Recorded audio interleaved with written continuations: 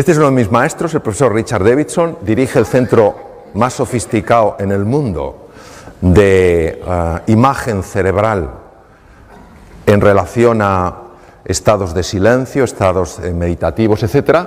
Y él ha demostrado a través de un ejercicio, se llama Meta, un ejercicio muy utilizado en el mundo del Namaste, que cuando una persona visualiza, como decías tú, Blas, visualiza el afecto, primero hacia sus seres queridos, luego a los menos queridos, y hace lo que puede con los nada queridos, pero hace ese esfuerzo. Él ha observado, es el primer científico en el mundo que lo ha podido observar, ha observado que la parte anterior del cerebro, que si os acordáis es la que se bloquea cuando la amígdala se activa, ¿os acordáis? Pues resulta que empieza a crecer en grosor, aumenta la neuroplasticidad, la formación de nuevas neuronas, y es capaz entonces de neutralizar el miedo. Luego quiere decir que el antídoto natural del miedo es el amor. No es el valor, es el amor. Cuando la amígdala, que estaba activada, se desactiva, la parte anterior del cerebro puede funcionar bien. Claro, esto tiene unas implicaciones enormes. Porque quiere decir que una persona que se siente amada, que se siente querida, es una persona que intelectualmente va a funcionar mejor.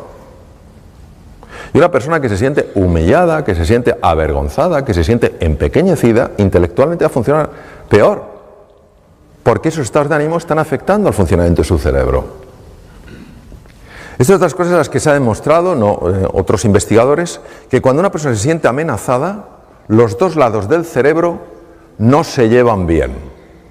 Sabéis que tenemos dos hemisferios, ¿verdad? Es como una nuez, el izquierdo y el derecho. Pues se ha visto que cuanto más amenazada se siente una persona, más lateralización se produce, es decir, menos hablan entre sí los dos hemisferios. ¿No os parece que lo lógico sería que ya que tenemos dos hemisferios por lo menos se lleven bien? Parece de cajón. Pues no, se llevan mal. ¿Cuál es el problema? El problema es que el lado izquierdo, el hemisferio izquierdo, es muy bueno en unas cosas. Es muy bueno en razonamiento lineal. Esto me lleva a esto, esto me lleva a esto, esto a esto. Es muy bueno organizando, es muy bueno estructurando, es muy práctico, muy organizado, muy fiable en eso. Pero el hemisferio derecho es mucho más imaginativo. El hemisferio derecho además es el que tiene más conexión con el cuerpo físico. El hemisferio derecho es la puerta al inconsciente. Claro, nosotros necesitamos a los dos. Necesitamos al soñador y al hacedor. Necesitamos al imaginativo y al práctico. Necesitamos a los dos. Cuando una persona se siente amenazada, los dos hemisferios se desenganchan. Curioso. A nivel del corazón, se ha visto que el amor, el desarrollar este deseo, no pensemos en un amor azucarado, te amo, no, estamos hablando de algo como forma de ser y de estar en la vida, muy en la línea de lo que tú has comentado, Blas, es decir, tu deseo de siempre buscar lo mejor en la otra persona. Y por supuesto en ti. Cuando tú haces eso, se observa algo interesantísimo. Nosotros para ver el ritmo del corazón usábamos el electrocardiograma, pero resulta que es muy vasto para medir la dimensión de la que os voy a hablar. Y ahora existe una metodología mucho más fina que permite ver lo que se llaman las alteraciones finas del ritmo cardíaco. Y observamos, por ejemplo, que cuando una persona está estresada porque se siente amenazada, aunque el electrocardiograma parezca normal, cuando tú lo haces mucho más fino, la lupa es mucho más precisa, observas las enormes irregularidades.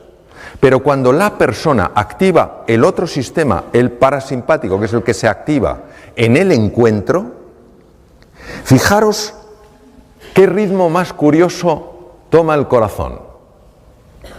Esto se ha asociado con mayor longitud de vida. Se llama coherencia cardíaca. La coherencia cardíaca hace que el corazón funcione mejor y el corazón tiene su propio cerebro, Emite un campo electromagnético hasta 3 metros de distancia, se ha medido. y está alterando todas las células del cuerpo. Que el corazón funcione así está afectando a todas las células. El sistema parasimpático, que es el sistema del encuentro, opuesto al simpático, no es que el parasimpático sea bueno, es que cuando este está demasiado activo, ya hemos visto lo que pasa, la sensación de amenaza. Cuando el parasimpático empieza a dominar un poco el juego, aumenta la capacidad de hacer frente a las infecciones, porque se potencia el sistema inmune. Entonces, muy importante cara a la enfermedad. Se reduce la producción de radicales libres. Veréis, un radical libre, nosotros sabéis que usamos el oxígeno para producir energía, pero pagamos un precio. Lo mismo que para venir aquí de Alicante ha habido que ir por una carretera de peaje y se paga un precio, y preferirías no pagarlo, pero si no pasas por ahí, para poder utilizar oxígeno y obtener energía pagamos un precio. Ese precio es la producción de unas cosas que se llaman radicales libres. ¿Qué es un radical libre? El radical libre es una molécula muy inestable que le falta un electrón y necesita robar el electrón. ¿Cómo roba el electrón? Bombardeando otras células para robarle los electrones. Esto genera muerte celular, daño en pared celular, en membrana celular, envejecimiento temprano y mutaciones. Pues el encuentro, la activación del parasimpático, reduce la producción de radicales libres. Lo que veis ahí en las puntitas de los cromosomas se llaman los telómeros, y uno de los descubrimientos más importantes que se han hecho jamás en genética. El telómero se descubrió con microscopía electrónica. En los extremos de los cromosomas, lo que veis en color rojo, no se sabía muy bien lo que hacía. Los cromosomas son como unos estuches donde está el ácido, el DNA, el ácido desoxirribonucleico enrollado, el material genético. Cada vez que una célula se divide, tiene que duplicar los cromosomas para que a cada célula hija vaya el mismo número de cromosomas. En ese proceso el telómero se adelgaza. Si el telómero se adelgaza más allá de un cierto nivel, la célula ya no se puede reproducir. Si no se puede reproducir, una vez que esa célula llegue a su tiempo de vida, se muere. Es decir, la base del envejecimiento y la destrucción de los tejidos. Sorprendentemente, observaron que algo misterioso reparaba los telómeros y no sabían lo que era. Hasta que una investigadora australiana y un equipo de investigadores norteamericanos, la doctora Elizabeth Blackburn, demostró que es una estructura enzimática llamada la telomerasa. 2009 es el año en el que ella ganó el Premio Nobel de Medicina y Fisiología por el descubrimiento de la telomerasa. Elizabeth Blackburn estudió a madres que tenían niños con patologías cerebrales que exigían una atención constante.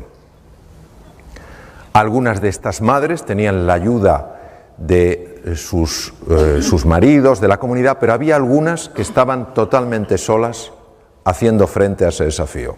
Habían volcado toda su vida en el cuidado de su hijo, de su hija, que había nacido así, ¿vale? Localizó a estas madres que se sentían solas en su lucha. Les extrajo sangre y midió tamaño de telómeros y cifra de telomerasa. Tamaño de los telómeros era muy bajo, cifras de telomerasa bajas. Esto, la implicación, es un acortamiento de la vida. ¿Entendéis por lo que he explicado? Se le ocurrió que a todas esas madres que ella había localizado de motu propio, ponerlas en contacto para que hablaran, para que pudieran compartir sus penas y sus alegrías, para sentirse comprendidas. De nuevo la presencia del encuentro, del amor. Meses después, Elizabeth Blackburn volvió a sacarle sangre. Los telómeros tenían longitud normal y la cifra de telomerasa se había normalizado. El centro más importante del mundo de investigación en monos, el mono que se utiliza ahora es el macaco, que es el mono que parece que ha hecho la mili, porque tiene el pelo como rasurado así, ¿sabes? Por el chimpancé ya prácticamente no se utiliza, lógicamente. Entonces, el centro más importante del mundo está en Estados Unidos. Hicieron la prueba de separar a monitos de sus madres y de sus familias y criarlos solos. Los monitos se volvieron muy agresivos y bloquearon la expresión de dos genes. Bueno, un montón de genes, pero de dos familias de genes. La familia de genes que protege de las infecciones el sistema inmune, cada vez estaban malos, cada 2 por 3, y genes que afectan al desarrollo de la inteligencia del simio. Era la primera vez que se documentaba que la falta de afecto tenía este impacto. Entonces eligieron una pareja de monos ya adultos muy cariñosos, muy achuchones, como vosotros los de Cambi, de abrazo. Entonces pusieron a esos monitos que no habían expresado genes de la inteligencia de simio ni genes del sistema inmune a interaccionar con estos monos amables y cariñosos. Meses después, estos monos habían transformado su conducta, mucho más sociables, los pequeños, más sociables, pero es que además les sacaron sangre y vieron que ahora sí expresaban los genes de protección del sistema inmune y los genes de desarrollo intelectual en el macaco, que hace que resuelvan cosas que si no, no pueden. Impresionante. Es decir, nunca es tarde para amar y nunca es tarde para esperar un efecto del amor. No importa el pasado que una persona haya tenido. Ahora vamos a hablar de la importancia del silencio. ¿Por qué es tan importante el silencio? Es tan importante el silencio por lo ruidosa que es nuestra mente. Descartes, siglo XVII, padre de la filosofía racionalista, un hombre muy reconocido. Hay un joven filósofo, también francés, al lado de Descartes, era un don nadie, hoy todos le respetamos inmensamente, Blaise de Pascal, Principio de Pascal, que tú de eso sabrás un montón. Principio de Pascal, fijaros lo que dijo Pascal. He descubierto que toda la infelicidad del hombre deriva de una sola causa, su incapacidad para mantenerse en quietud en su habitación. Y uno se pregunta, ¿de qué habla? Nuestra mente condicionada busca el control, el estatus y la posición porque se siente separada de todo. Y esa sensación de inseguridad, que no es la inseguridad del ser humano, es la inseguridad de la mente que maneja, que se llama mente dualista o condicionada, hace que para conseguir sentirse segura, se busque con desesperación el estatus, la importancia, el reconocimiento. Y ahí es donde entra la rivalidad, porque es una mente con una idea escasa del universo. Entonces, si yo quiero algo, te lo tengo que quitar a ti. De aquí viene la rivalidad. Nuestra mente condicionada está totalmente juzgando, evaluando, comparando, lamentándose por el pasado o preocupándose por el futuro. Poneros un momento de pie. Algunos no estáis como estáis. Alguna ventaja tenéis que tener. Bien.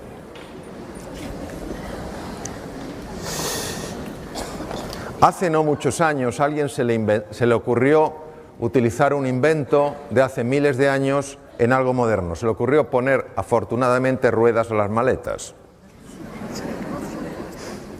Pero hasta que a este genio, a esta mujer mentalmente privilegiada se le ocurrió esta idea, todos cargábamos con maletas, ¿a que sí? ¿Os acordáis de esas maletas llenas de libros? ¿O esas maletas llenas de algo pesado? Bien, imaginaos que tenemos 2 maletas en el suelo. A la izquierda una y a la derecha. Maleta sin rueda, maleta pesada. Vamos a usar la imaginación. Yo sé que no hay maletas, pero vamos a imaginar que las hay.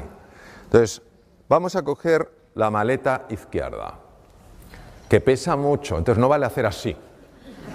No hay nadie que esté aquí tan cuadrado. Entonces, que haga uno, ni tampoco hay que quedarse así, que no puedo, hombre. Una cosa media, la izquierda. Pesa, ¿verdad? A la derecha. Bien. ¿Se anotáis el peso? En la imaginación. ¿Notáis el peso?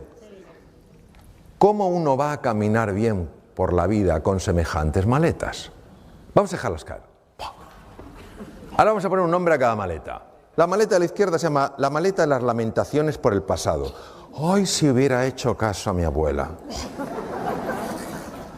Yo hubiera estudiado idiomas. ¡Ay, si no hubiera sido tan... ¡Ay, si hubiera elegido mejor! Nos suena, ¿verdad? Esto es como el omeprazol. Nos suena a todos. La segunda maleta es la de las preocupaciones por el futuro. ¡Ay, qué será de mí! ¡Ay, cuánto durará esto! Ya nos podemos sentar. Si esperabais algo más sofisticado, no lo hay. Esto es lo que hay. Bien.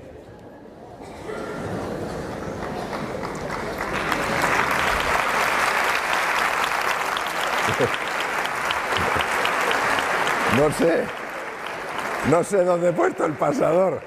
Yo creo que con tanta con tanta granada, no sé dónde he puesto el pasador, impresionante. ¡Ah! Estaba camuflado. Ha decidido, como el micrófono, ponérmelo difícil. Bien, vamos a ver. Esta tendencia natural a arrastrarte al pasado y natural a arrojarte al futuro es tremendamente contraproducente en el ser humano, porque la mayor parte de las veces no es para acordarte de algo agradable, sino que es para lamentarte de algo. Y la mayor parte de las veces no es para anticipar el futuro, sino para preocuparte por el futuro. Por eso es tan importante el silencio, que quiere decir la presencia, estar aquí y ahora, en lugar de que te lleven para allá y te lleven para allá. ¿Por qué la mente nos quiere llevar para allá y para acá? Porque aquí ella no existe. Aquí solo existe la vida, solo existe la realidad. Por eso no quiere que estemos en el presente. Por eso tiene que meter ruido, mucho ruido. Yo os voy a contar una historia del cuadro del rey.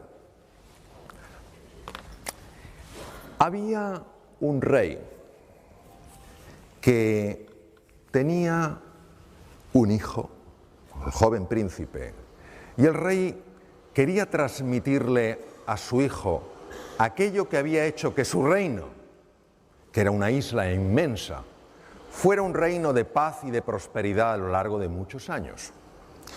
Y el rey le había explicado a su hijo la importancia de la serenidad, la importancia del equilibrio, de la tranquilidad. Pero por más que se lo decía, el joven príncipe no acababa de entender a qué se refería su padre. Entonces el padre dijo: se lo he explicado por activa y por pasiva, la importancia del equilibrio, de mantenerse sereno y en calma. Pero él no para de decirme que lo importante es la bravura, es el arrojo, es el ser intrépido. ¿Qué haré para que mi hijo comprenda? Y entonces tuvo una idea. Pensó que a lo mejor su hijo, si lo veía en una imagen, pues lo entendería mejor. Él había usado palabras, pero tal vez su hijo entendiera mejor las imágenes. Entonces se le ocurrió organizar un concurso de pintura. Llamó a toda la gente de la corte y les dijo: quiero organizar el concurso de pintura más importante que el mundo haya conocido. El tema: la serenidad, el equilibrio, la paz. Quiero que mandéis pregoneros por todos los rincones del mundo para que los mejores artistas acudan a esta exposición. Solo una orden os doy, nada más que una. Bajo ningún concepto rechazaréis, despreciaréis ningún cuadro, por raro que os parezca. ¿Me habéis entendido? Los cortesanos dijeron: por supuesto, majestad, nunca hemos discutido ninguna orden suya. Los pregoneros fueron por todo el mundo hablando de este concurso magnífico de pintura. Y pronto los mejores cuadros empezaron a llegar a aquella exposición, a aquel concurso. Cuadros que reflejaban mares en calma, un cielo azul, una gaviota sobrevolando, aquel mar tranquilo y en paz. Los cortesanos estaban chiflados. Bueno, qué cuadros más bonitos, qué calma transmiten, qué serenidad. Su majestad va a tener difícil elegir el ganador porque son todos extraordinarios. Pero de repente llegó un cuadro de lo más raro. Aquel cuadro representaba un mar turbulento, una enorme tormenta, donde las olas golpeaban rocas oscuras en medio de la tempestad. Pero bueno, pero ¿quién ha mandado un cuadro como este, a un concurso sobre la serenidad, fuera de aquí, que no estropee la belleza del conjunto. Un momento, dijo otro de los cortesanos, acuérdate de lo que dijo su majestad, bajo ningún concepto rechazaréis ninguna obra, por rara que os parezca. Está bien, pues vamos a ponerla allí, al rincón, donde nadie la vea, que no perjudique, que no estropee la belleza de estos cuadros. Llegó el día en el que el rey, su majestad, tenía que elegir el cuadro ganador. El rey empezó a mirar aquellos cuadros y conforme iba recorriendo uno y otro cuadro, cada vez su semblante era más triste. Y cuando llegó al último, los nobles le preguntaron, pero majestad, ¿es que no le gusta ninguno? Sí, sí son muy bonitos, pero a todos les falta algo. ¿Qué es aquello que hay allí? ¿El qué, majestad? Eso parece un cuadro. Sí, sí, majestad, es un cuadro, pero un cuadro pintado por un demente.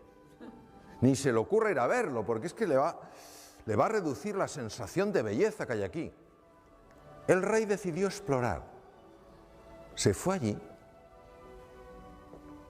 observó aquel extraño cuadro, con aquellas rocas oscuras, golpeadas por las olas, aquella tempestad, aquella oscuridad, y de repente dijo, ¡oh! Este es el ganador, sin duda este es el ganador. Pero, majestad, nunca hemos discutido nada que haya dicho usted. ¿Pero qué ve en este cuadro para declarar que es el ganador? Si no lo habéis visto bien, acercaros. Y el rey les señaló algo que el pintor había puesto, algo que había dibujado. En medio de aquellas rocas, bajo aquella tormenta, había un nido y un pajarito estaba alimentando a su cría, completamente ajeno a la tempestad. Entonces el rey les dijo, la serenidad no es no tener dificultades en tu vida, no es que no haya tormentas en tu existencia, es que siempre tengas muy claro cuál es tu prioridad. Ese es el cuento.